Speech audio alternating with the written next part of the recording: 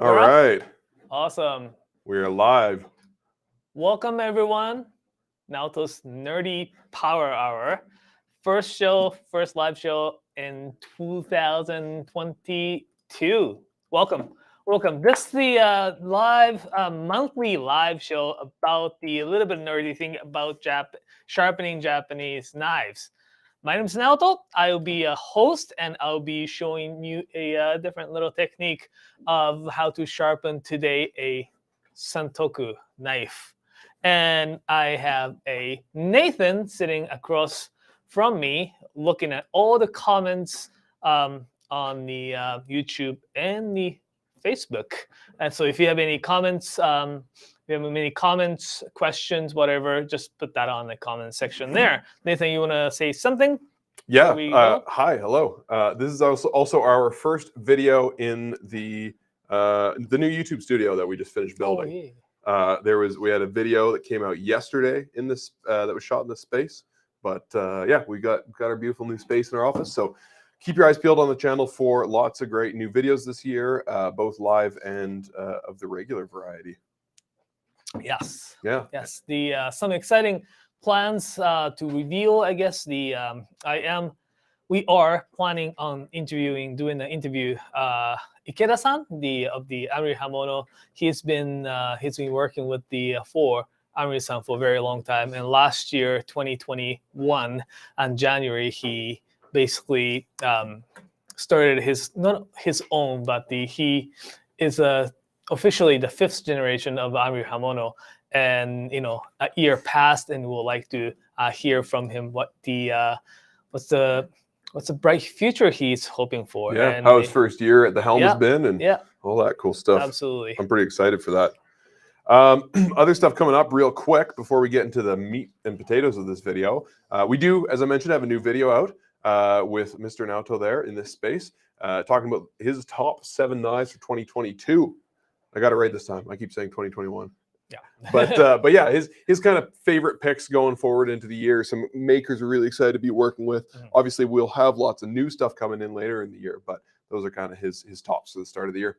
Mm-hmm. We also have an episode of Sharp Knives Rock coming up next week, Monday, January 31st at 3 p.m. Mountain Time. That's correct, Naoto. You're on it too. Is it already like? Yeah, I know, right? Oh. It's already the end of January. Oh. The year is right. 1/12 over already, almost. But yeah, that episode will be on Monday.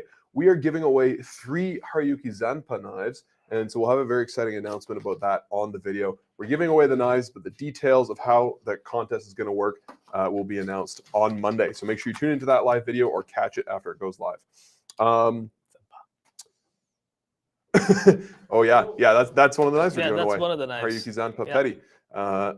Chris and Kevin have been watching or have been using them and debating. They're going to debate over which one's best. We're also interviewing photographers Visti Kerr and Neil Zeller from Calgary. And best of all, we're going to be learning how to make bacon from scratch and then slicing and eating that bacon. Yeah, I'm pretty excited. A couple other quick things. Many of you probably saw the email we sent out a couple weeks ago, but Masashi-san is upgrading and revamping and kind of leveling up as a maker, focusing on training his apprentices and taking his knife making to the next step. And so the Koi and Kamuri lines are officially discontinued. We won't be getting any more of them. We love them, and we're sad to see them go, but we're also very excited for the 2 new lines we're going to get from Masashi-san later this year, probably spring. Spring, yeah. Hoping to have them April, May. Awesome. That's pretty soon. Yeah. So you won't have to wait long. Last couple things. The $24 challenge is coming up in 2 weeks. Kevin, Chris, Lordy, myself, a bunch of our other staff are going to be taking part to raise awareness for Operation Come Home in Ottawa, as well as raise funds. They help keep houseless youth from becoming houseless adults, and they do really amazing work. So stay tuned for that and support any way you can. We'd appreciate it. And then lastly, this is just a little teaser. We may talk a bit about it later, but Naoto and Kevin have actually been working on a knife sharpening book. Kevin wanted to make sure I mentioned that today. So stay tuned. It'll be, a little different from the Knife Nerd Guide to Japanese Knives, but it'll be Knifewear's and Kevin's second book ever. And it'll all be about knife sharpening. There'll obviously be the basics, but then we'll get real nerdy about it as well. Cool. Awesome. Well, before further ado, probably we can start. Hey, Kevin. start from the hey, let's talk about the what the Santoku is to start from. Many of you probably have heard what the word Santoku from various different knife makers, and even like some German knife makers like Henkel's, Wulstaff, Victorinox. All of them do now make a shape called Santoku. Santoku usually has this little bit more bullnose like type here and a little bit more flatter profile and has nice carve on top. It is considered to be one of the most popular multifunctional, multi-purpose knife in Japan. The history of which is actually not that long. We say it's a traditional Japanese multi-purpose knife, but the actual traditional multi-purpose Japanese knife, especially at home, was more nakiri. Nakiri was very widely used in the Japanese home kitchen for a very, very long time. The Santoku is actually pretty, relatively speaking, recent shape as a multi-purpose knife. It actually invented after the Second World War, which ended in 1945, right? Pretty recent if you think about the history of Japanese knives. Exactly, right? So that's how kind of recent that the knife shape is from. Santoku means three virtues, or actually toku in Japanese also means good for. So design or the name after it's good for three things. We do even have a Juttoku knife, which is actually like a Swiss Army knife with a whole bunch of gadgets. Oh, really? Yeah, we call cool. it Juttoku. So good for 10 things. Ju as a 10, right? So it kind of came from that. The San 3, Toku for good for three things. Not limited to three. It is multi-purpose knife, but they wanted to kind of mention, say, meat, veggies, fish. Totally. Like the main things that the Japanese people eat. I am actually working on a blog post that the Nathan asked me to write about the bunka and Santoku. So stay tuned on that blog coming up. But the before the Meiji Restoration in 1867, Japanese people rarely eat or ate meat. Right. So the point was never really needed for actually regular everyday home cooking. Interesting. Anyways, so they added the little tip to the knife and made it so that it serves so much stuff than just cutting the vegetables and meat. So cool. When I try to sharpen this Santoku, I usually like to sharpen so that this serves multi-functionality. So this again reminds you, this is the Naoto's Nerdy Power Hour. I am not going to just sharpen this knife. I'm gonna sharpen like a little bit different, and I will talk about it, why I do the way I sharpen. Okay, alrighty. Cool. Let's switch over the cameras here. Okay. For the hand cam. So first of all, this knife here came in for a mailing sharpening, mail in. All the mailing sharpening will come to me right now. So I do sharpen all the mailing sharpening. So yeah, that's that's through our website. But basically, if you send a knife in to get it sharpened, every single one of those knives gets sharpened by Naoto at the moment. So you get a pretty high level of sharpening through that service. It's just nerdy level. It's not the Sure, yeah. Everyone, you're getting real detailed with the little bit more, because I get the little nerd out about the sharpening here. So when you look at the knife sharpening, most videos, what they will tell you is, well, set an angle first and follow with it. Right? So for example, this knife typically sharpens at the 15-degree angle, 15, 20, whatever the angle you actually come up with, it doesn't really matter. Thinner the knife edge is, what happens is that when you're cutting into some dense vegetables, it will slide in or glide in much nicer. For multi-purposeness, though, you may want to change it up a little bit, because when you are cutting say for example, I was actually eating some the fish yesterday that's called smelt. little small fish, the freshwater fish. I deep fry them, but even those small fish, mackerel, sardine, any of those fish are really common in Japan. And Santoku, definitely you can use this to take the bone with it, Right. or take the bone off of it, or the cut into the body of it and making like the medallion. Oh yeah, like a steak. Stuff. Sorry, Yeah, they steak. call it Yeah, like a salmon steak when they do it. Yeah, with kind the of bigger fish. smaller, right? Yeah. But in order to do that, though, you need to have certain toughness of the edge. Thinner the edge becomes, it becomes a little bit more. And often, when you see how people use the knife, people use like Right, like a rocking kind of cut. this way. Yeah. Where it touches on the cutting board is just really the heel part. So Right. what I'm trying to say is, at the basic knife sharpening level, you want to keep that same angle all the way. Yeah, standard 15 degrees or whatever your Standard angle 15 is. degrees, yeah. That will get you really nice sharp edge. At my nerdy hour, I like to change it up because you don't have to follow the all the instructions what it says. So what I'm going to do is belly at the middle part, I will probably sharpen them at the 15 here. But as I move my finger down at the heel, I lift my. It's kind of hard to see, isn't it? Yeah, you can see the kind of the spine coming up. Yeah. It changes. Yeah, you lift that spine up. I sharpen here the belly with this angle. Then at the heel, I place my fingers at the heel, raise my knife angle a bit. See here. So what happens is that it changes the angle as I sharpen. See here? Right. And generally speaking, it's a no-no when you're sharpening, right? Changing the angle while you're moving. Yeah, the first thing we teach is like consistency. Yeah.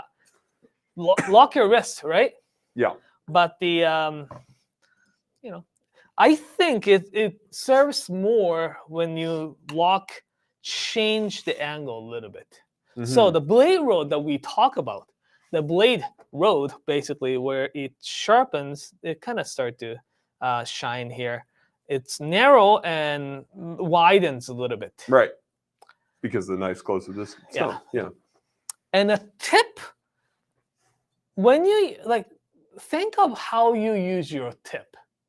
When do you use your tip to cut?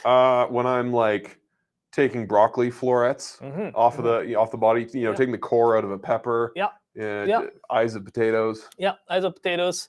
Or like when you're making the dice, dicing your onions. Yeah, totally. Some people do this. The controversial horizontal cut. I use the tip of my knife for that. You use the tip of knife. What benefits? What type of sharpening benefits from that kind of cut? Is thinner edge. It glides in much nicer. And often, though, the tip is not something. Some people do this cut. Right, like mushrooms. Yeah. So, like for those people who likes to do this cut, this sharpening technique may not be suitable because what I'm going to do is actually sharpen the tip much shallower angle. So that glides in a little bit nicer. But if you are the knocker, that's not necessarily the greatest because it makes the edge a little bit more shallower. Yeah, it's not for prep cooks. But I'll tell you how to actually avoid. You can make it thin with a little bit more tougher edge as well. Cool. But so here I have 15 degrees roughly at the belly, and as I go on the tip, typically speaking, I usually say lift your elbow to maintain the same angle. Right, like see here, it rolls that up a little bit. Instead, lower it. Gotcha. Yeah, that makes sense. Especially with that, like when you're doing that horizontal cut into an onion, and a lot of those things that are a little more dicey, no pun intended, where you might cut yourself if you slip. Yeah. I find with a thicker blade, you have to push more, and you're more likely to mess up. Thin blade, it just glides right through. So that makes a lot of sense. But see how sharpening right now? Again, when you take any of our sharpening class, I think our in-class, well, in-store classes, in-person classes are coming back. Yeah, like really soon, like this week or next week. Really soon, yeah. The as I think Omicron cases peaks, and I think with the proper precautions and everything. Yeah, we're being very careful, and there's quite a few rules you got to follow if you want to come take a class. But the usually at the in-person class, not basic sharpening class, what we say is the sharpen the same angle, and and also use the whole stone. Yeah, that's very important. Yeah, but in what I am doing here, I still use the whole stone, but here I use much more shorter stroke. Reason why is that the I just did the spin my stone because it kind of wears a little bit different. Yeah, I'm glad I'm not the only person that spins my stone. It makes me think I'm not crazy. The reason why I did that, I did spin or no.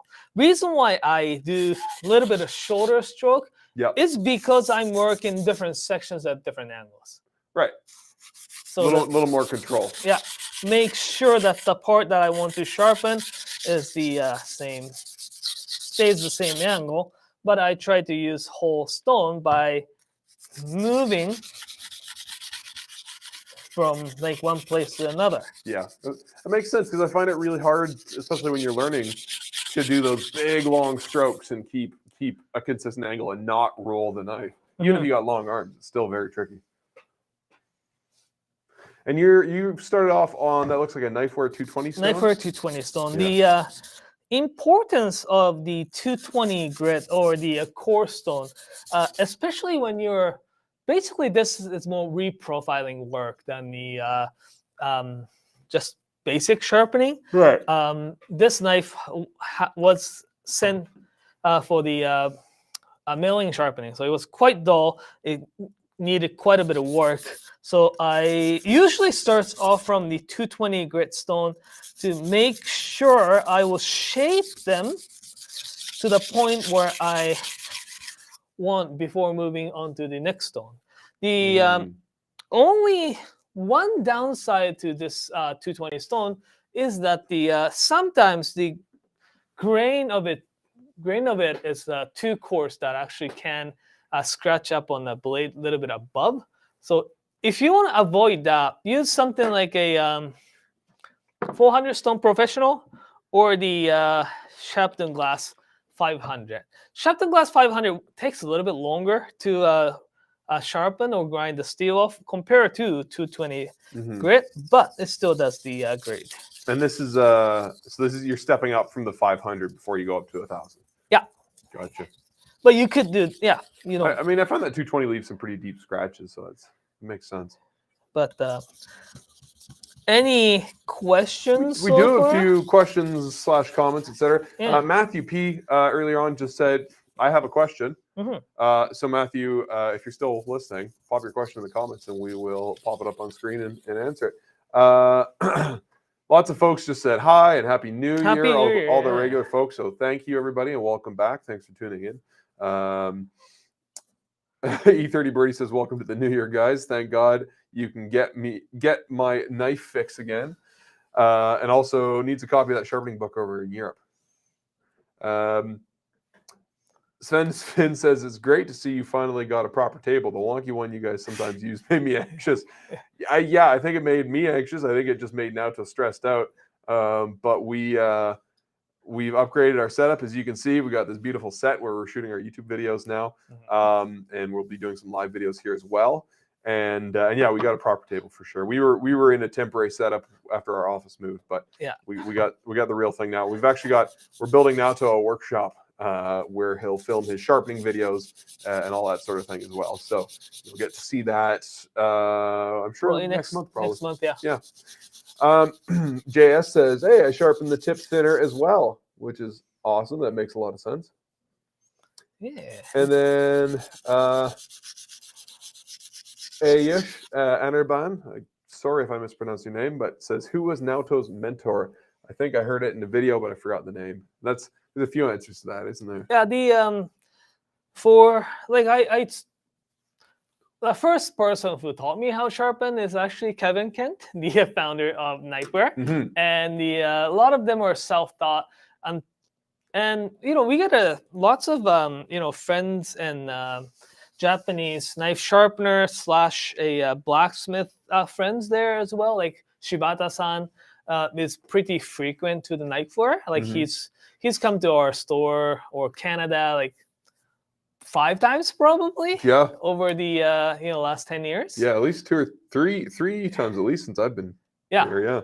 And one time, like right before the pandemic, that he was actually. Oh right, yeah. I remember. I was going through some photos the other day, and I saw those photos. It's like, weren't those taken in 2020? Like, there's no masks or anything. Exactly. Yeah, I was taken in like January. Right before. Yeah. So that was the. So he's come here quite a bit, and he definitely influenced us quite a bit. I got to go to Japan. The early beginning of the pandemic, when people are still freaking out about those cruise ship and stuff like that. I was in Japan, and I get a little bit lesson from this famous sharpener Masashi Fujiwara-san in Japan, and this is the lots of influence from him, as well as the blacksmith and also sharpener Masashi Yamamoto-san, one of my favorite blacksmith. He is also the great influencer and mentor for me, because he and I basically I message him like on WhatsApp kind of stuff and say, "Hey, Masashi-san, I have this knife. How should I sharpen this?" That's awesome though, because then you can get continual feedback, right? It's nice to be able to learn when you go on those trips. Or more like steel type question, like, we have this steel. Yeah. What can you tell me about it? So we got some more questions, but what are you doing now? I'm just switching aside. There's nothing wrong with the sharpening with that and with keeping your knife on your dominant hand. I am right-handed person. I often sharpen. Usually keep my knife on my right like this and sharpen them. Yeah. And that's how we teach, because it's safer. Yeah. Right? It's a heck of a lot easier if you are dominant with one hand. Yeah. Over the years, I've developed that I could sharpen ambidextrously. Yeah. It makes it a little bit more evener finish. That's why I like to do this. You don't have to. You can definitely sharpen it this way. The way that it's basically the same principle. Let's change it up a little bit, because because it's nerdy hour. So I'm gonna actually sharpen it slightly differently. Sweet. When you are sharpening, it's if you're right-handed, when you're cutting thing like carrots, cucumbers, what I like that cucumber to be after, I guess, cut, is that the cucumber almost peels off a little bit. Off of the knife. Off the knife. Instead of like stacking up and then you got a pile of cucumbers everywhere. Yeah. In order to attain that, the edge, what I like the last edge to be, is like this. Oh. For my right-handed preference. Kind of like those kind of single bevel. Exactly. Nakiri and it's Gyuto almost like single bevel. I sharpen them slightly. It's so different now. What I'm going to do, so right hand, the first side, I do sharpen narrow, or the skinnier at the tip and thicker at the heel here, right? So the this part here, it's got quite a bit of angle. So I imagine when you're cutting into, say, carrot, right? What happens is that because I make the edge thinner or the tip thinner, it glides in really nice. Yeah. Right? But as it progresses into the heel of the knife, this part is thick and if I make the edge, this edge, more towards the more single Here, there we go. single bevel like this, Yeah. I would imagine the cucumber will be like Yeah, it's gonna it goes gonna like peel away. this, or cucumber, or carrots, whatever you're kind of very thin of. Mm. So I'm gonna try to do that. Cool. So what I did for the first part, you saw skinny and thick at the heel here, right? You could even make it a little bit thicker. At the back, I am going to sharpen very shallow, like almost like not flat, but almost like it's kind of hard to see. Like 5 degrees kind of thing. Yeah. Very. Very shallow. Just be careful not to scratch up all the. Yeah. Speaking of which, like, you know, maintaining the look of the knife. I like that trick that you do for customer knives, where you wrap the saran wrap around the handle. Yeah. And a piece of painter's tape, because it just stops it from You know getting what? nasty. This is great when you're when we have a little bit more time than the store level. Yeah. They might have to wrap 50 or 100 knives in a day, whereas if you're doing a dozen, it's a little easier to. If they can come up with something like plastic bag that fits over, like a handle condom. Yeah. Yeah. Yeah, you get a little silicone kind of like thing you roll Yeah. onto it. Yeah, I think that. Yeah. Oh, it's smart. I think that'd be good. Yeah. And just tape around them so that the doesn't. So what I did is the very light strokes, because when I first finished or sharpened this side of the knife, I raised quite nice big burr. Burr is this little metal wire thing comes when the knife or the edge becomes thin enough.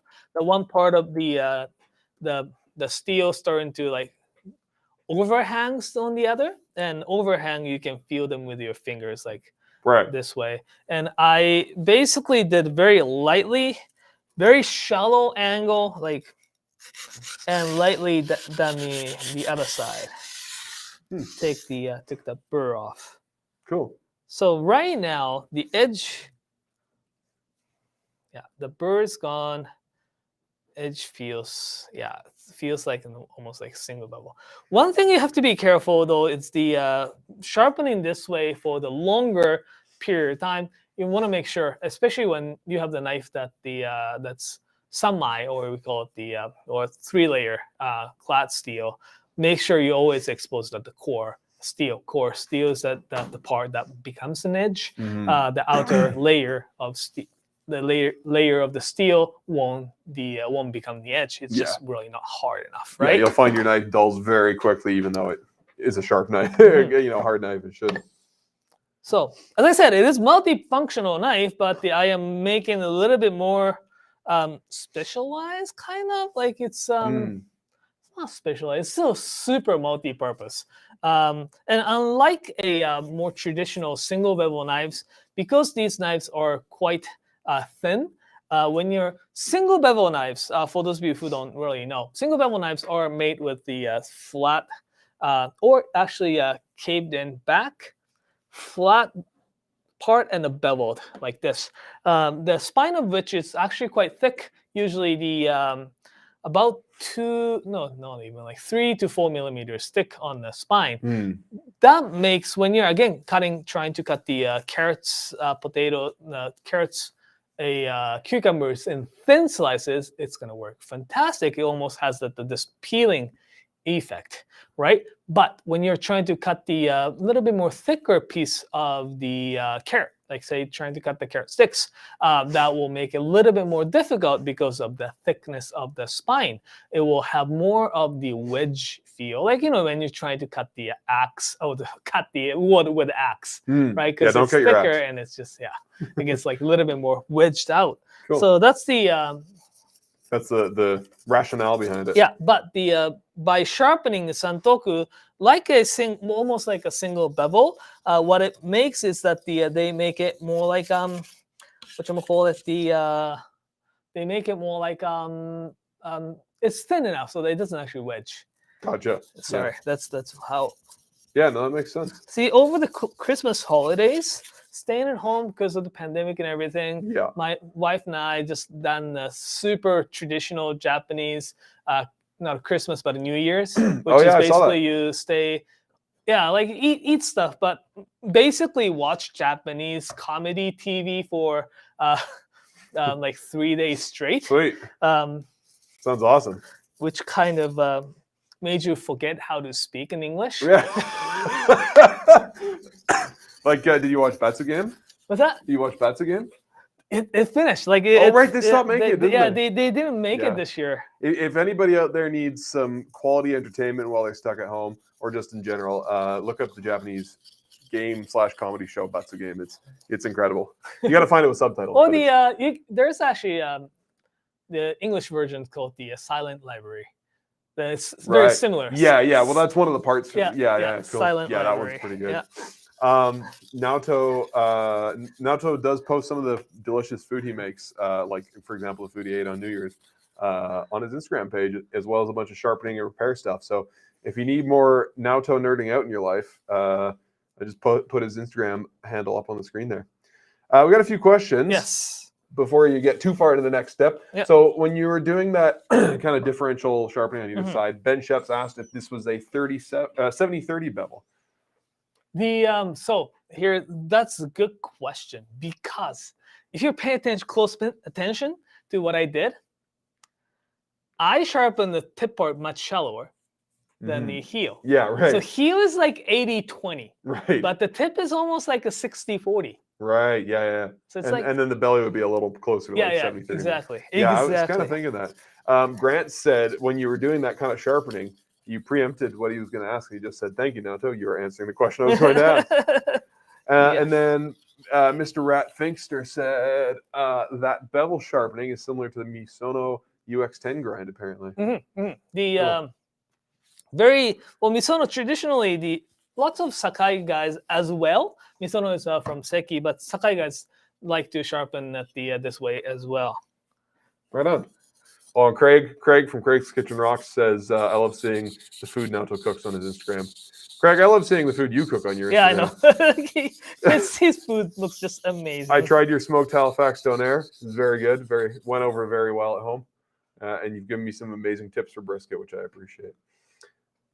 All right, so what are we doing now, Naoto? So it's just like cleaning up the, basically started off from 220 grit. I just moved up on the Sharpen Glass 500, making sure I just follow the bevel I created it. And we got time for a couple more questions while you work absolutely. on that? Okay. Mr. Rat Finkster asked, what is the technique for sharpening a knife with a really pronounced belly curve like a Masashi Koi? Belly curve. Like a really rocking kind of belly, I guess. Okay. It's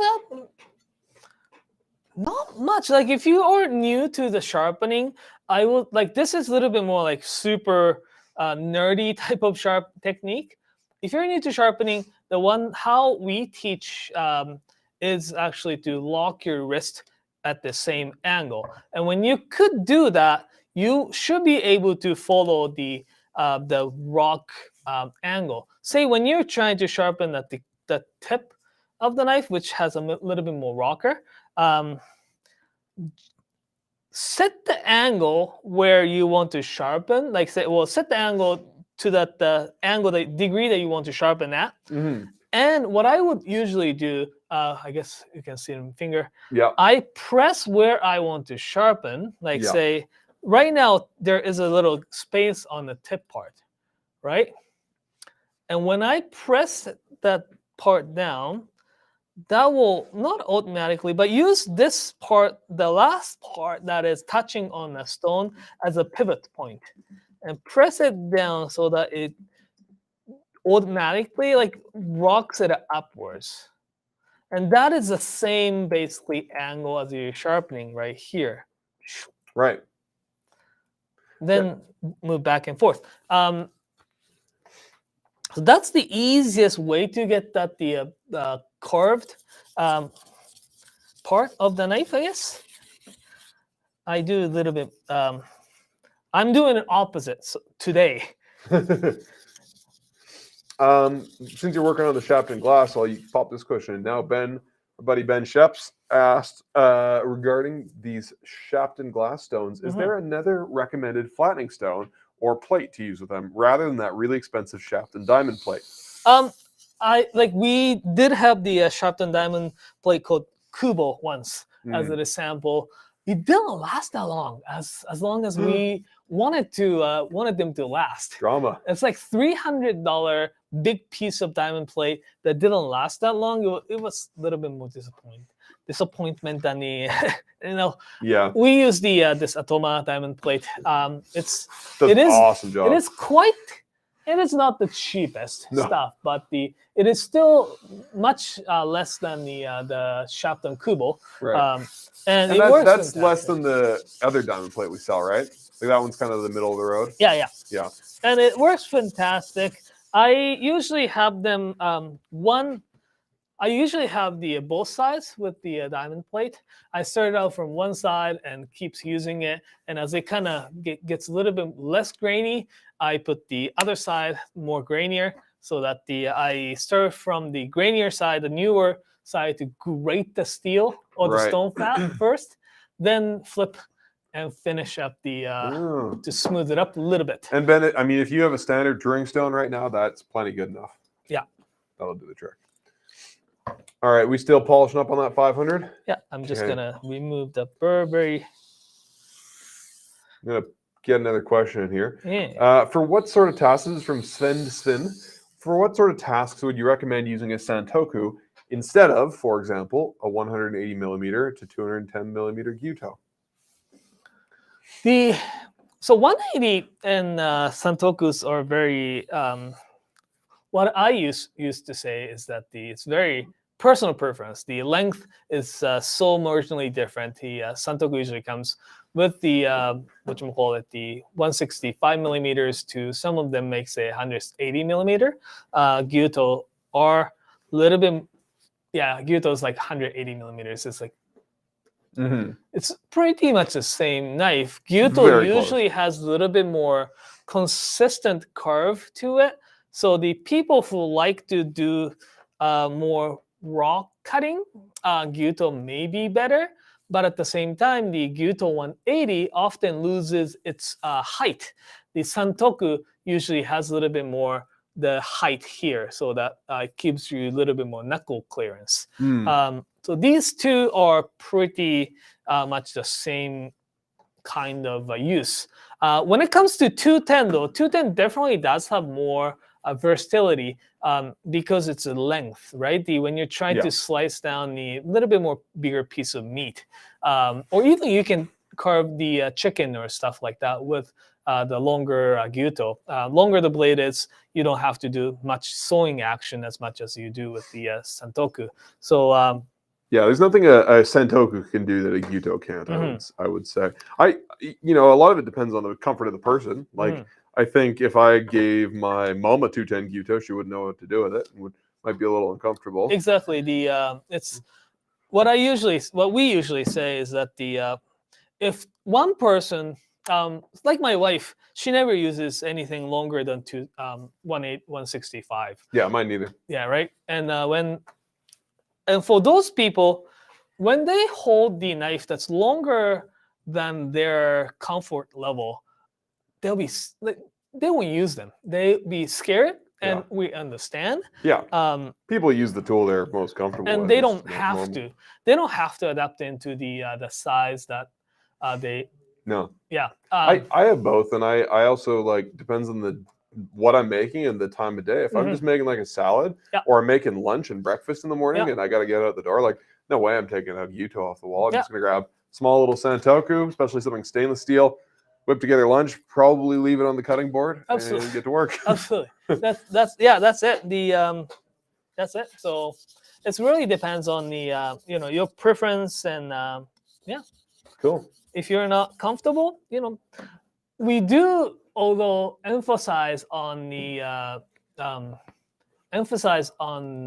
benefit of the length often though. Like when someone's trying to choose a knife, we often say, longer the knife, you definitely get a benefit off from the length. You know, Right. slicing down a bigger piece of meat, you know, cutting the big root vegetables like you know, yams, squash, jicama, whatever you were cutting. Yeah, yeah, right? yeah.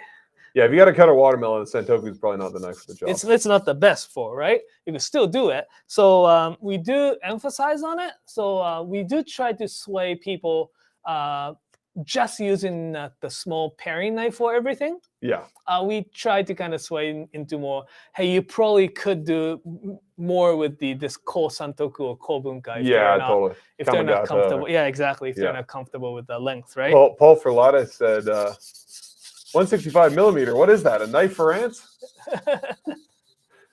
I agree, Paul. Yeah. I like a big knife. I use a 240 or a 210 most of the time. Yeah, I use the 240 and 210 at home too. Yeah. But I do have the Santoku on my magnet because the, you know, It's just handy sometimes. Yeah, and sometimes when you go home and dinner's ready, that's great. Yeah. No kidding. Great feeling. Yeah. So yeah, the that's kind of how it's off topic, but I think it's important because we not only sharpen knives, but we do sell knives too, right? Yeah. And we all cook with them quite a bit. Good question, I think. Yeah, that was great. Okay, what are you doing now, Naoto? I just moved up on this 1000 grit, the Hibiki. This Hibiki stone, we are planning on actually bringing some for a grass sale. Oh, nice. Awesome. I do like this stone.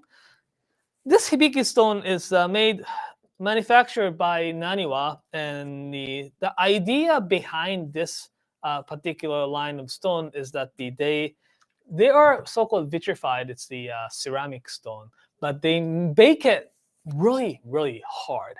Harder the stone is, it's less likely to, well, it will still wear, but it wears much slower speed.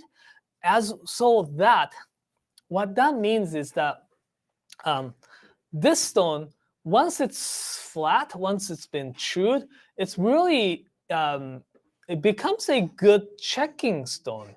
What I usually do is for those people who like watches our operation and what the kind of equipment that we use, we often start from this wheel that's like really nice and fast. But the spinning wheel and moving parts sometimes creates the bevel that's slightly bumpy, like a gravel road.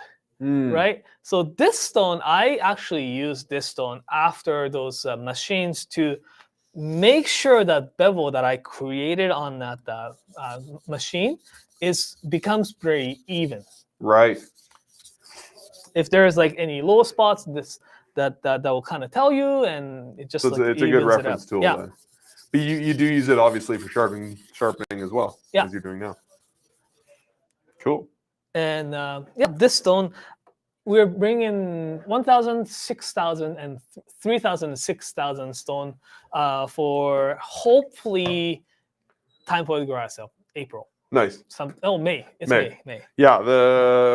In case anybody doesn't know, the Knifewear garage sales, when we bring in unusual stock, right? New makers who don't normally carry new lines, prototypes, scratch and dent, and so often we'll get some funky stones there that aren't part of our normal collection. Yeah. And that's third week of May, I think, around Victoria Day in Canada. Also, we are bringing something that many people don't have. Yeah. Is Naniwa diamond stones, which is not those diamond plates, but they are like these stones. Yeah. But the diamond abrasive is actually cool. Mixed in. So the spring garage sale this year will be the May 16th to 23rd at knifewear.com and in stores. So cool. Here. So you're just refining the edge at this point then. Yeah. Cool. From this on, I'm just gonna go up to 4,000 grit to kind of pull this shit up. And last part I would actually want to talk about, because 4,000 whatever stone that I am finishing with, let's just gonna move up to this Hibiki 6,000.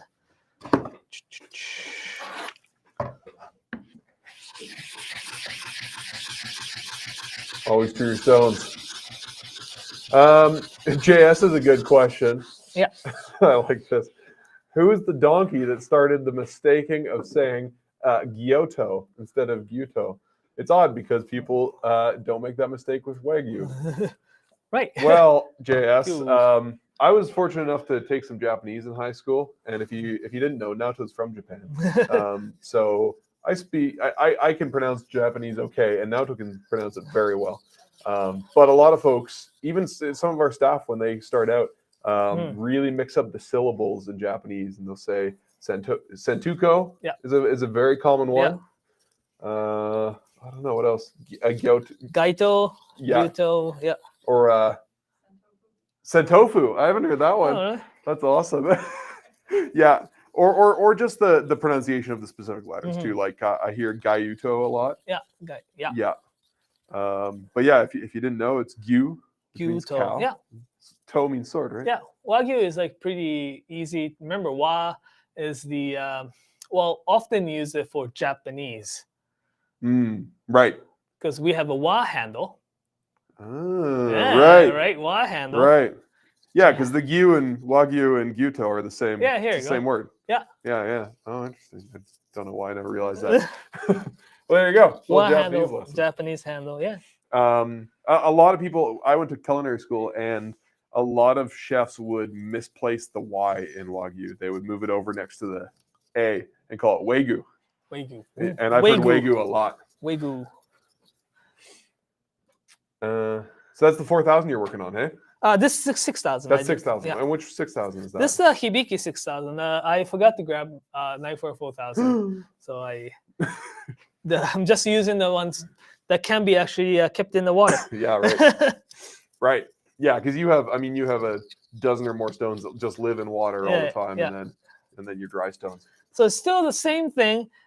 Shallow at the tip, and shallow is actually really shallow. I wish there is a camera that actually shows, but it is really shallow. Yeah. Like probably a 1 coin shallow. Okay. Yeah. Yeah. That's a good reference. 1 coin shallow, and the back is also about 1 coin shallow, right? So after you finish your edge with this angle, the depends on type of knife, depends on type of hardness of the steel, but the edge becomes very fragile. Again, earlier I mentioned if you are type of the cook who uses the knife this way a lot instead of this, people who does this, Smacker. this is not the edge for you. Right. But because it'll just go dull right away. Yeah. But I told you also that there's a little bit of way around, because generally speaking, the aim for edge when I'm sharpening a knife, aim for the edge from both ends. It's about 20 to 30 degrees, like 20 for very shallow, and 30 for pretty decent, like okay Japanese, like most of the Japanese knives, right? And if it gets any shallower than that, it becomes way too skinny and shallow that it just bends really easy, even it's really hard steel. And with the hard steel, it becomes more fragile.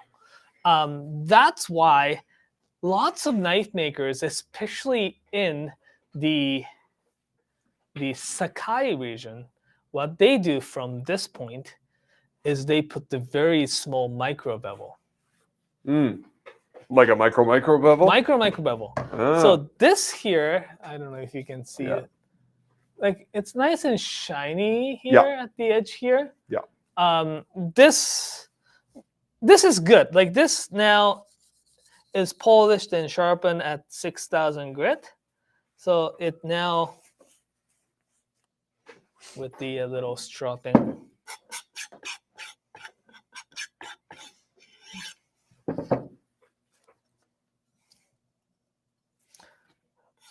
A little bit of stropping. I was told to use this for the. It's the autobiography, yeah? Yeah. it's nice and sharp. It cuts, like tip cuts really good as well, but it is pretty thin. So what I would do is to raise it at the probably about 15, even good 20 degrees, because again, remember the back edge is really shallow, so you don't actually, Right. you could do 20 here, and just very lightly, few. Yeah, you're not really even like sharpening it on. You're just like angling that steel Yeah, on the edge a tiny bit. slide, and that few strokes is enough to actually raise the burr with 6,000 grit. Wow, that's crazy.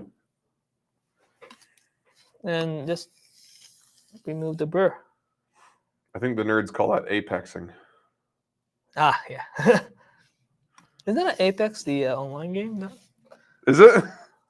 Isn't there a game called Apex that's, I don't know, shooting game? I don't know.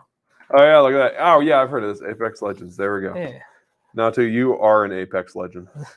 So here.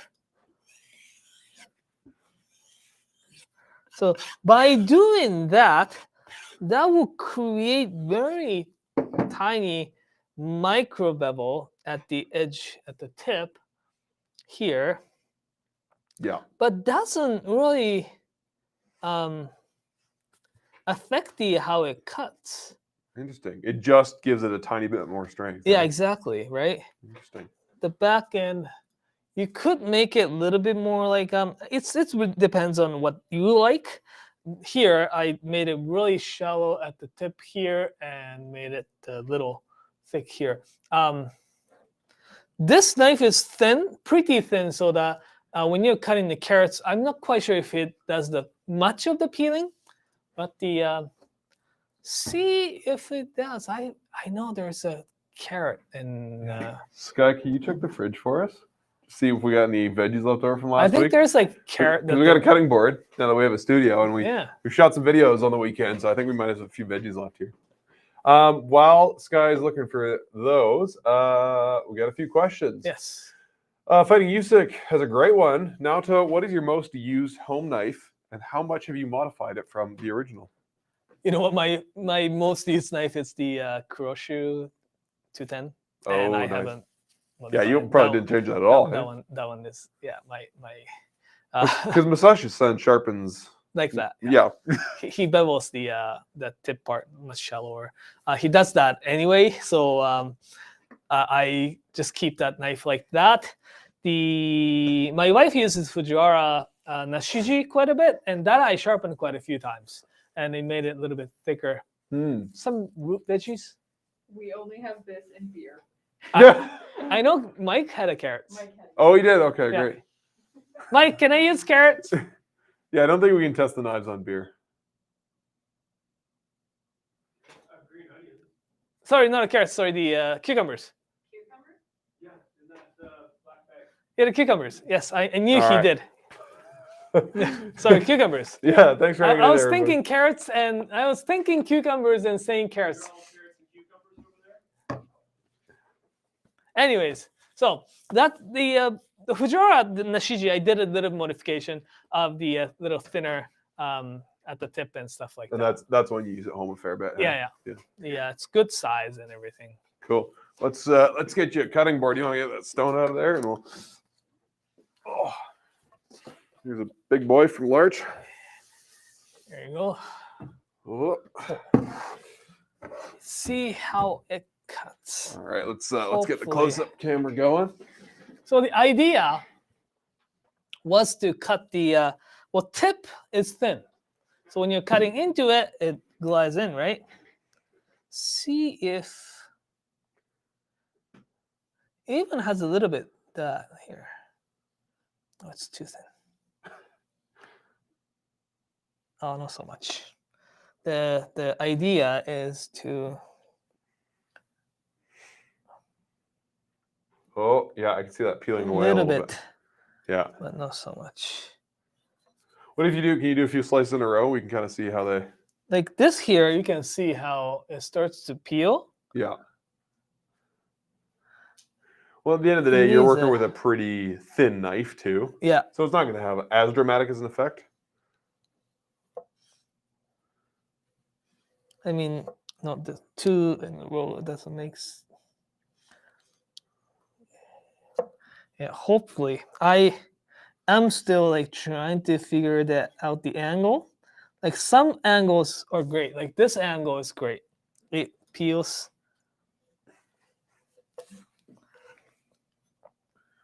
But the idea behind is, yeah, here it's got a little bit more Yeah, peeling effect. I really want to see how that works on a carrot or a potato. Yeah, if you're, it's like julienne blade, right? Yeah, The yeah. When you have those little piles of matchsticks.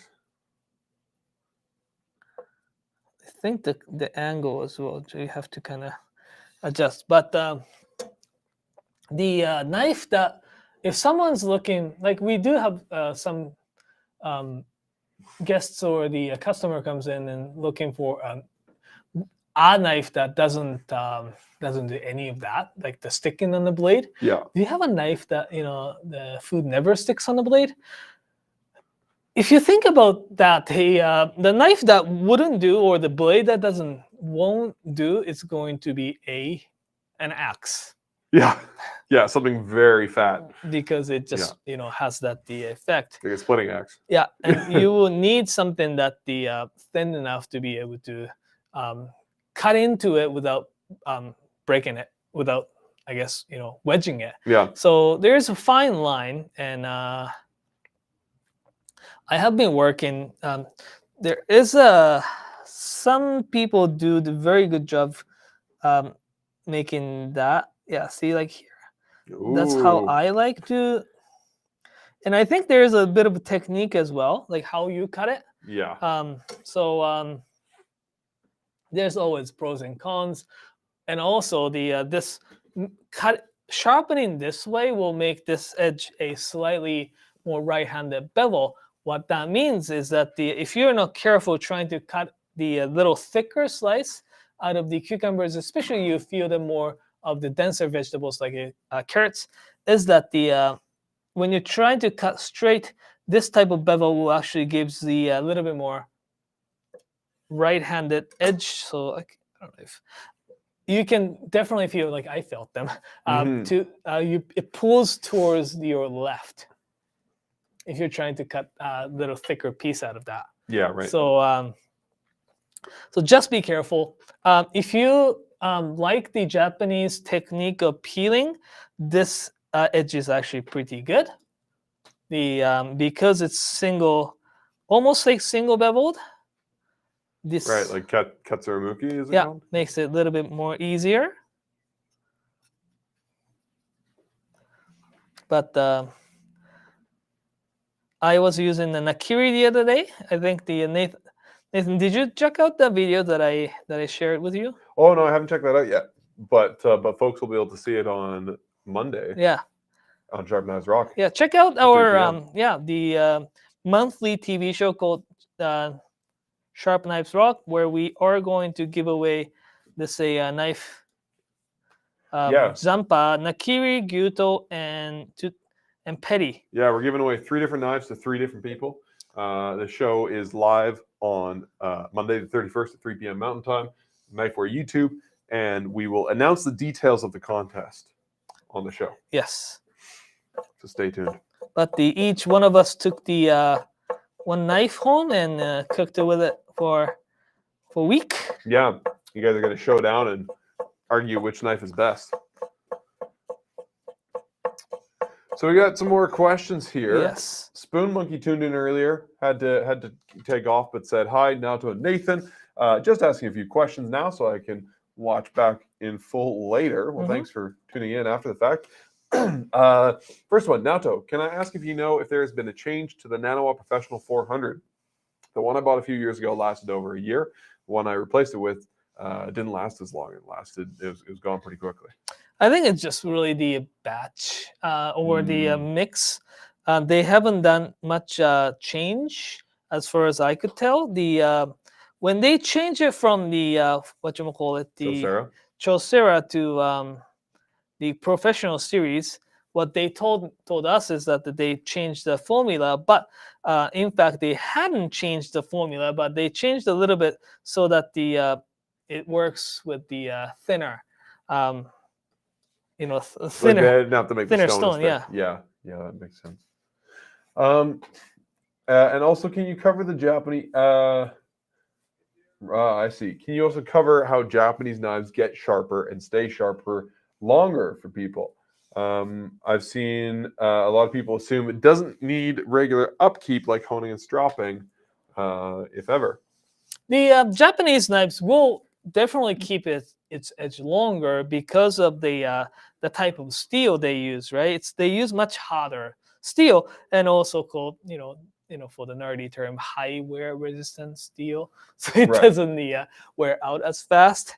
But the no regular edge, the straight edge knives, no knife is free from the basic maintenance, right? Honing is required even when you did the very sharp edge, like these guys here. When you're cutting on a cutting board and touches cutting boards, definitely, and definitely is that something we can kind of talk about? We are going to talk about cutting boards at the on Sharp Sharp Knives Knives Rock, Rock, yeah, we're going to talk And we about some are- cutting board yeah, types. of it. going to talk about cutting boards, but the cutting boards definitely is the one that it's going to affect the longevity of the knife, Yeah. right? Because it touches the relatively hard surface, right? So the edge can, before it wears it down, it can bend over a little bit, or some people do have a bad habit of moving the foot across with edge Mhm. down. That is really bad. Yep. When someone does that, grab the honing rod and Yeah. take that tiny bit of burr off from that. That is important. And when continuous work on the cutting board will wear the edge down. Yeah. And once you have the dull knife, that's what you want to do a sharpening on those, right? So it's no knife is free from the sharpening or maintenance. Well, not only that, but I think if you spend good money on a good knife, Mhm. you want to put more time and energy into the maintenance. And that might seem counterintuitive to some folks, which I understand. But ultimately, if you have a really high quality tool, it's going to last a lot longer. But if you take good care of it, it's going to last even longer, right? You know, you got to change the oil in your car. You got to, even a fancy car, you got to change the oil. Sometimes you got to change the oil more often because a high performance tool is a little fussier. And the result you get is higher performance. I mean, you can just use your knife until it's dull, get it sharpened, use your knife until it's dull, get it sharpened. But you're going to run out of knife a lot quicker. Also, your experience of actually using the knife is going to go downhill faster because it's not going to stay that really beautiful sharp edge for as long. Exactly. That's my opinion, at least. Okay, well, just some general love for your food and repairs on Instagram. Grant Hendrick had a good question here. What Santoku lines have a flatter profile? Hard to tell from the images on the website sometimes. The generally speaking, the Santoku from Masashi-san's Santokus are a little bit more flatter from my experience. His knives usually have a little bit more flatter part, right? His gyutos have the quite flat face as well. There is one Santoku that is made by or done by Sakai Kikumori. Aogami Nishiji Santoku has actually quite nice flat part as well. The other ones, generally speaking, though, these days lots of knife makers they try to make it a little bit more universal, so they do have a little bit more carve to it. Although if you compare it to gyuto, it does have less curvature and a little bit more flatter part at the heel. But generally speaking, a lot of knife makers now try to make it a little bit more universal so that it does have both like slight flatness and more curvature to it. Cool. That makes sense. Yeah. Okay. Mr. Rat Finkster, who was asking earlier about sharpening curved edges, said, thank you for the help. My concern is that I end up thinning the curved portion more than just the straight portion of the blade. The if you actually do follow this contour, the basic technique, you won't. Mhm. You won't. The way that I was sharpening today, it can, because Right. it is thinner, right? Right. The change in angle, it can. I don't think you should. So for a little while, you should probably just sharpen the regular way, right? Yeah. The And- sharpening the same angle. And check your work. Something I see Naoto doing constantly is like working a little bit on the stone and then looking at the knife, and then doing some more and then looking at the knife. And if you don't, just go nuts and just sharpen for like an hour without checking your knife, you should be fine. Just look at it, pay attention to it, take your time. Grant, we were talking about diamond plates earlier. Grant said, I recall using the Atoma base plate with a different diamond top plate. Was that the case? I was actually Other way around, right? Yes, the both. I was using the so earlier the epidemic, we get into touch with the Masashi Fujiwara-san. We have actually a hard time getting the stuff in because the postal service between Canada and Japan is really hard. There is barely no flight going in between those two countries.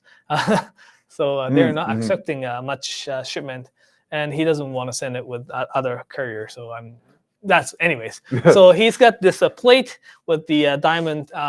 It was in a cross, so it's got a little bit more diamond and diamond shaped. And that was the one that we were using. We kept his plate though. His plate was a little bit thicker, and he actually chews them before he puts the put them on. So he even chew the really nice true metal plate. So it's about as flat as a metal plate can get. Yeah. Pretty close. And he's got an inspiration from the more carpentry tool sharpeners, like chisels and the plane blades. Plane blade sharpeners are probably one of the best in Japan because the accuracy that they need. Right. Because they are planing a wood into a flat surface. Yeah, right. And it's got all fit together nicely, and yeah. Knife sharpening is just really easy because knives have I can sharpen them like this weird angles. We get real nerdy about knife sharpening, but at the end of the day, it's a hell of a lot less precise than some of the sharpening out there. Precision that those plane sharpeners or the carpenters requires is just over the top. We should definitely have a carpenter guest sometime on this show. Right. We've got an episode of Sharp Knives Rock coming up in the next few months where we're going to have a professional Olympic speed skater on to talk about sharpening speed skates. And I had a speed skater in the shop one time looking at blades and seeing imperfections that I could barely see with my eye, and just noticing the craziest, tiniest stuff. So. Right.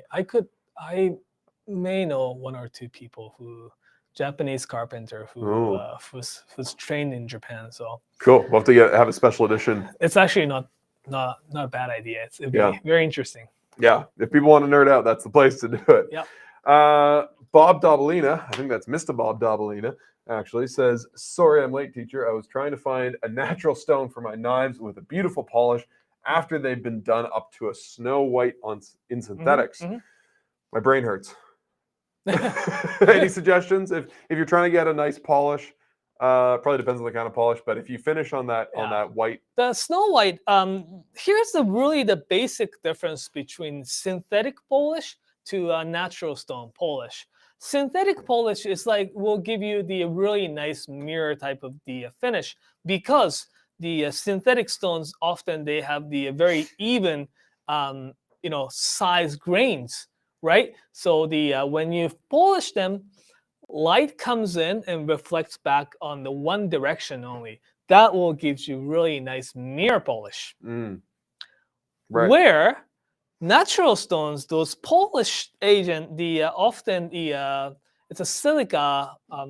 It's a crystals basically. Right. In the steels, what they act is they will break down as you sharpen them.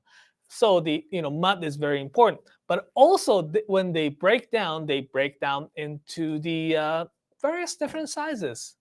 Although although that the hardness of the base mud or the stone will gives you controls it, right? It really controls how much silica or the crystal is exposing on the surface to polish. Right. So the softer stone, those will remain a little bit more bigger. Finer stones or harder stones, they will break down even Right. more.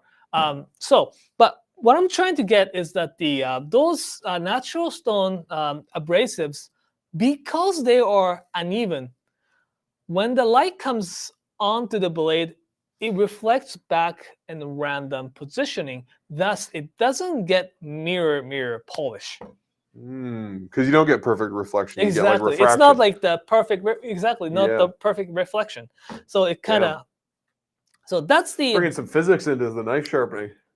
so Cool. Okay, that makes sense. So the if you want to get the really nice polish, definitely something that you look for is the when you finish with your 8,000 the white stone, you don't have any weird reflection. You want to have the really nice even mirrored reflection. Then put that on natural stone and see what happens. You can you get some little bit more like foggy-ish, but it's really nice natural look to it. yeah, So it's really pretty. yeah.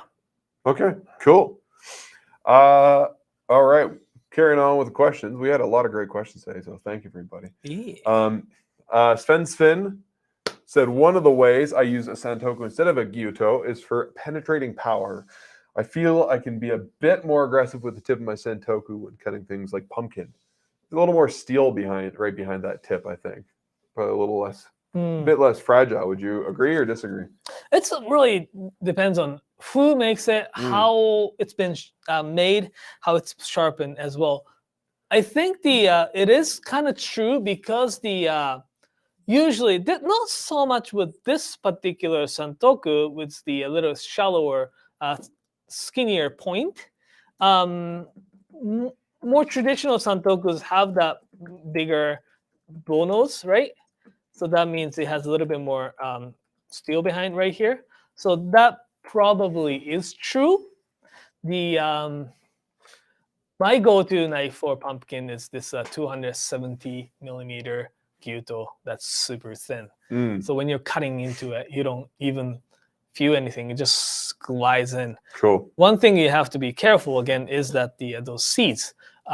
The hardest pumpkin that I cut is this kabocha pumpkin with the green. It's almost like acorn squash. I think acorn squash may be a little harder than kabocha squash. Yeah. But butternut is soft. Yeah, So those are easy. Yeah, butternut squash is pretty easy. Spaghetti squash, I don't eat them, but they are pretty soft too, aren't they? They're not bad. They're like, I would call them like a medium, maybe. Okay. You know, it's not like bulletproof, but it's definitely it's a little tough. Over the Christmas, only one thing that chipped my knife was when I was trying to take the last pieces of meat off from the prime rib. Oh yeah, Oh. yeah. And when you got a bone with meat left on it, you just got to gnaw it off like an animal. Yeah, that's the trick. What I did though, like I used those bones to make a borscht after. Oh yeah, that was great. I want some borscht. Yeah. Okay, question from Burger Beats. Great name. What kind of grit measurement are you using? I guess, and I have no idea what this means. JISANSI or JISANSI or FIPA, FEPA. I'm guessing those are acronyms, but I have no idea. So the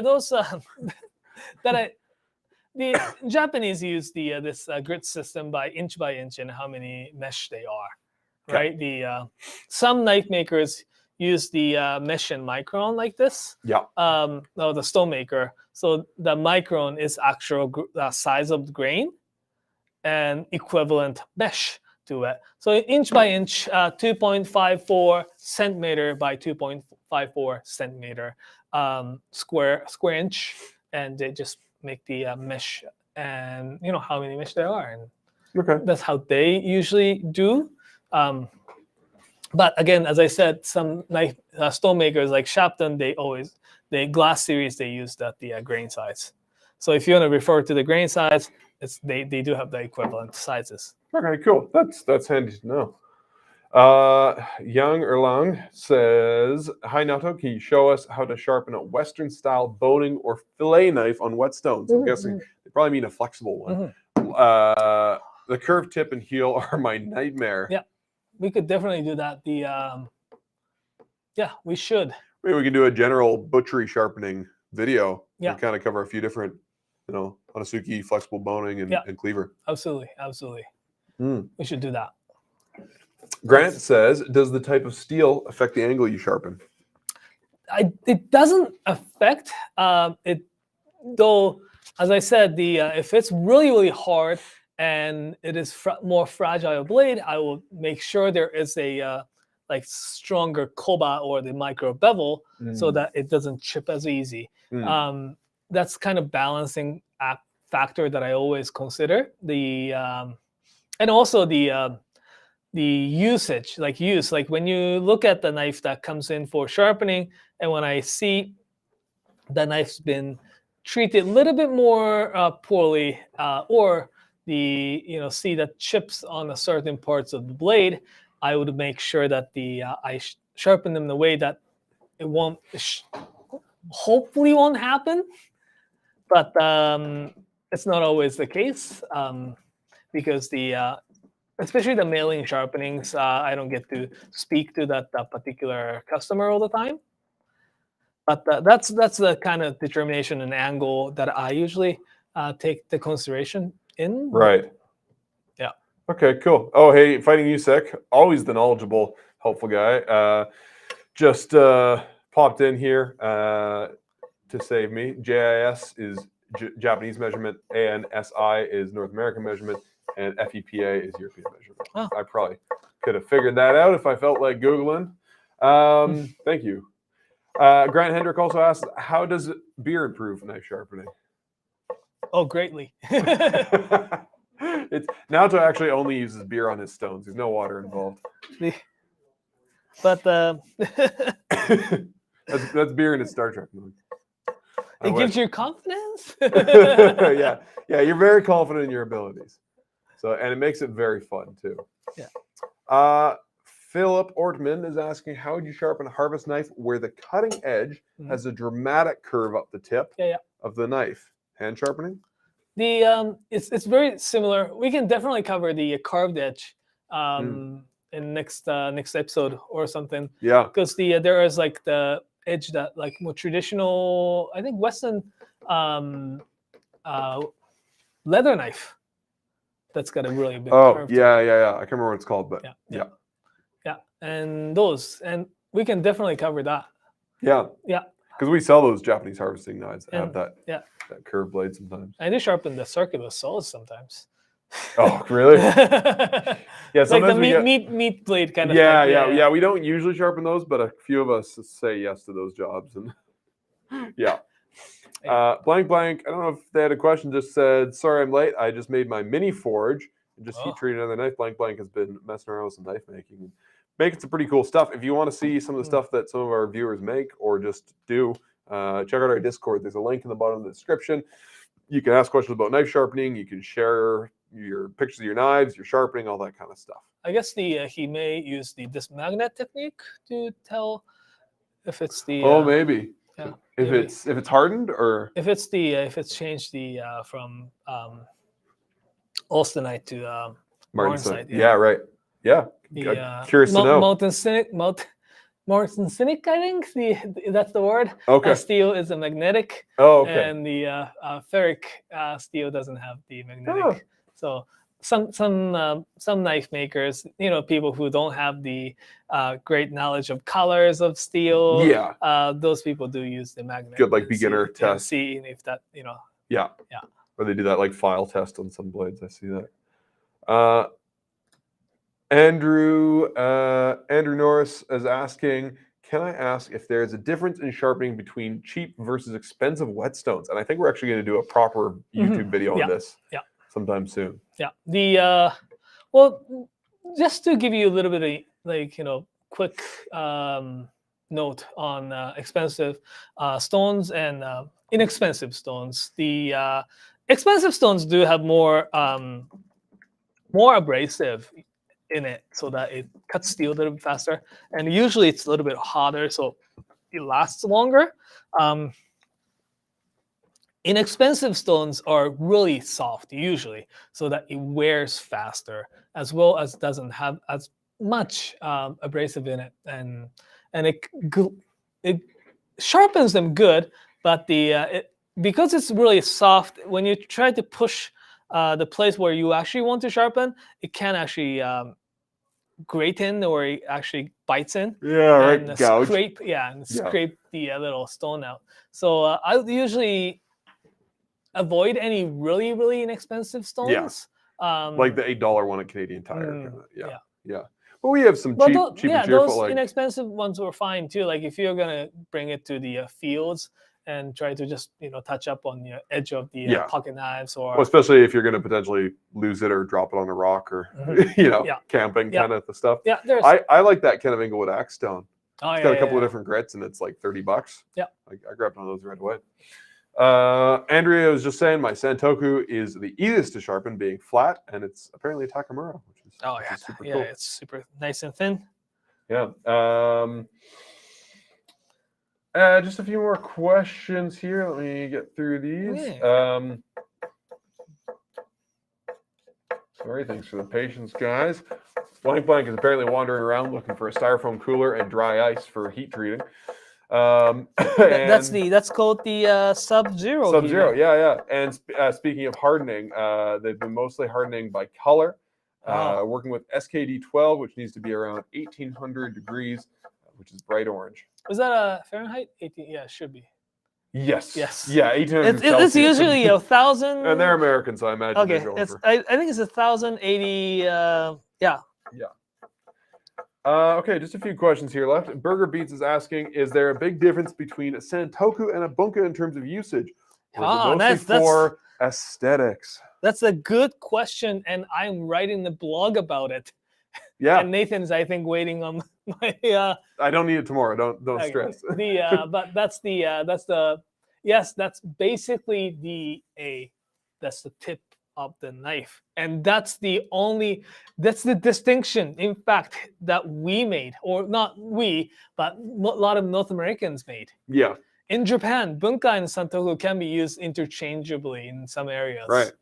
It was just us not knowing anything about knives, trying to explain to customers made it a little why. bit easier, right? Yeah. Made it a little bit easier to make different shapes and different size, And I think stuff. the general rule of bunka looks cooler is a pretty safe one. Yeah. It's definitely just for the aesthetics there. Burger Beats. Yeah, but if you want to know more about like how those names came about, wait on the blog. Keep an eye on the website. Yeah. Blank found a cooler. That's good to hear. And then Burger Beats was asking in reference to that grit measurement question. Mhm. Of course, I meant grain size. There are different measurement standards. Japanese stones probably use Japanese standard. That would make sense to me. Okay. Spanish Iwa asks, are you tech support equivalent if your friends/families need their knife sharpened? I know I am. I get asked, or pre-pandemic, I would get asked to bring my stones over to family dinner on the weekend and stuff. I know my father-in-law TJ finally figured out knife sharpening. He's been doing his own pretty good job, but everybody else still gets me to sharpen their knives. Yeah, a friend of mine who sometimes watches this show. I know he was watching it at the beginning of the pandemic because he was, I think, working from home. But he, when we get together, I bring a couple knives and sharpening stones, and over a couple of beers. I usually trade knives for beer, and it's a good deal for everybody. Okay, then this is probably the last question for the episode, unless anybody else has anything they want to learn. Ben Shep says maybe a video on sharpening those Toso whale knives, especially if they have a broken tip, perhaps from somebody riding a bike into them in the future. Yeah, Ben did snag those Toso whale knives during the garage sale. Yeah. Congrats on that, Ben. We can definitely, Yeah. Ben, if you join our Discord, I know James, no, not James, I can't remember who. Might have been Snowy Black. I can't remember. But somebody actually mirror polished the bevel on their whale knife, because we have a few friends who are insane, and you guys are amazing, but just mirror polishing the craziest stuff. And so if you have questions about sharpening those whale knives, we can totally do an episode, but that would definitely be a good place to start. I just made a whole bunch of julienne carrots. Oh, looks like Sorry, cucumbers. I Whoa. keep saying carrots. Julian said he- Cucumbers, carrots. Yes, that's pie. Thank you. I'm bad at remembering names. Thank you, Blank Blank. And Burger Beat says, subscribe furiously. If you are not subscribed to our channel, not only would we hugely appreciate it, but we have live videos 3 times a month. We have a show with Kevin and Lordy where they just kind of bullshit about and kind of talk about knives. We have Sharp Knives Rock where we do all sorts of fun, cool, and weird stuff. We have weekly videos that come out on our channel as well. We just released a new one that Naoto made about the top 7 Japanese kitchen knives for 2022. We got some great sharpening stuff with him coming up soon. We got some knife skills with our man Mike. I got a couple videos coming up in the next month. So definitely subscribe to the channel. We appreciate it, and you'll get to see some cool stuff. Yeah. Well, thanks for watching. I think it wraps. Yeah. Yeah. I think that's all we got. Yeah. Thanks for watching, everyone. And I think it's great to cover something that's with a carved blade next. Yeah. One. Yeah, sure. Let's do that. If you guys have video topic requests, Yeah. you can always leave them in the comments, but the best place for those is the Discord. Just tag me, Nathan Knifewear, and I'll add them to our ongoing list. And carved blade, carved blade with a flexible edge as well. Yeah. Burger Beats, you can read the blog on knifewear.com. That's our website where we sell stuff. Yeah. But we also have a lot of great articles there that you can just read, free of charge, of course. And so, just go to knifewear.com and click, I guess at the top of the page, there's a link to, it literally just says articles, I think, or blog. And you can go there to get that. As far as the Discord, there's a link at the bottom of this video description. It should be at the bottom of every video description, and that's how you join the Discord. Thanks for watching, everybody. Well, thanks for watching. And one second, just got to reply to Sven. Thank you for sending me those photos. Tune in next week on Monday, not Tuesday, but Monday, the 31st. Sharp Knives Rock, episode 8, first one of the year. We're going to be live at 3 p.m., but you can always catch the show after the fact as well. We're going to be learning how to make bacon. We're going to be announcing a 3-knife giveaway and how you can enter that. And we're learning about photography from our buddies Neil Zeller and Visti Care. Yeah. Visti did the photography for the Knife Nerd book that's up to Naoto's right on the shelf there. So definitely tune in next Monday and watch the episode. Yeah. Thanks, everybody, for tuning in. Thank you. Have a good week. Bye. Bye. Peace.